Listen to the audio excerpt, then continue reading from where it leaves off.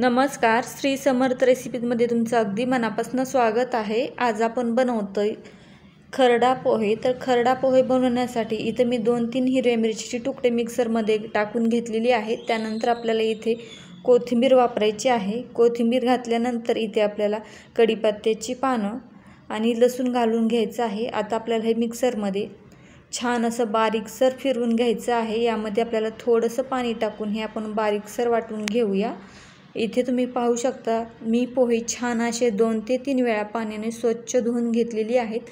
आपले पोहे एकदम मोकळेफट असे झालेले आहेत। इथे आपलं वाटण पण मस्त असं तयार झालेलं आहे। इथे तुम्ही पाहू शकता आपलं मस्त असं बारीकसर वाटण तयार झालेलं आहे। आता आपण फोडणीची तयारी करून घेऊया। इथे कढईमध्ये मी साधारण 2 ते 3 चमचे तेल घातलेलं आहे। इथे तुम्ही तेलाचं प्रमाण आपल्या आवडीप्रमाणे कमी जास्त पण करू शकता। अगोदर आपण शेंगदाणे आणि डाळवं छान असं खरपूस तळून घेऊया। या तळलेल्या शेंगदाणे आणि डाळव्याची चव जी आहे ती एकदम भन्नाट अशी लागते। तुम्ही जर माझ्या चॅनलवर नवीन असाल तर चॅनलला लाईक, शेअर आणि सबस्क्राईब करायला विसरू नका। तसंच व्हिडिओ शेवटपर्यंत नक्की पहा। इथे आपले शेंगदाणे मस्त असे खरपूस तळून झालेली आहेत। आता आपल्याला ती काढून घ्यायची आहेत।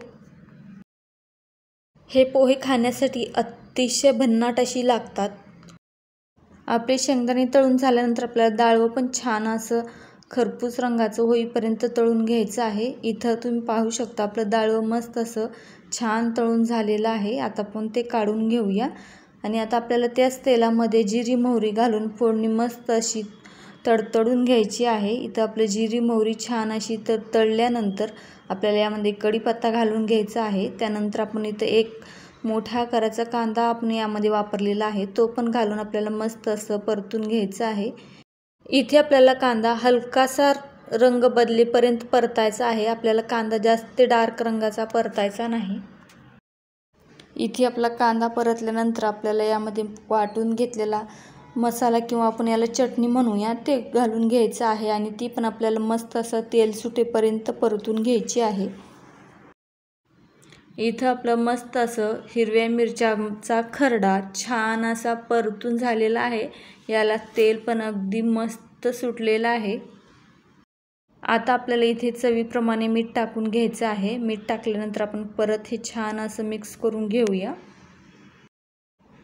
आता आपल्याला यामध्ये स्वच्छ धुवून घेतलेली पोहे घालून घ्यायची आहेत। ती पण आपल्याला मस्त अशी तेलावरती परतून घ्यायची आहेत। आपण याला वाफ वगैरे काहीच काढणार नाहीयेत।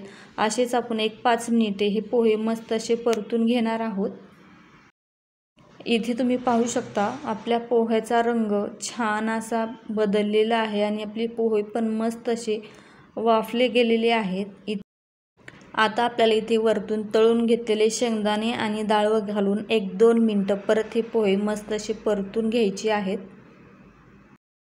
एकदा तुम्ही अशा पद्धतीचे पोहे नक्की बनवून पहा आणि तुम्हाला कसे वाटले ते कमेंट करून मला नक्की सांगा। इथे आपले मस्त असे गरमागरम खरडा पोहे खाण्यासाठी तयार झालेली आहेत। आता ते काढून घेऊया।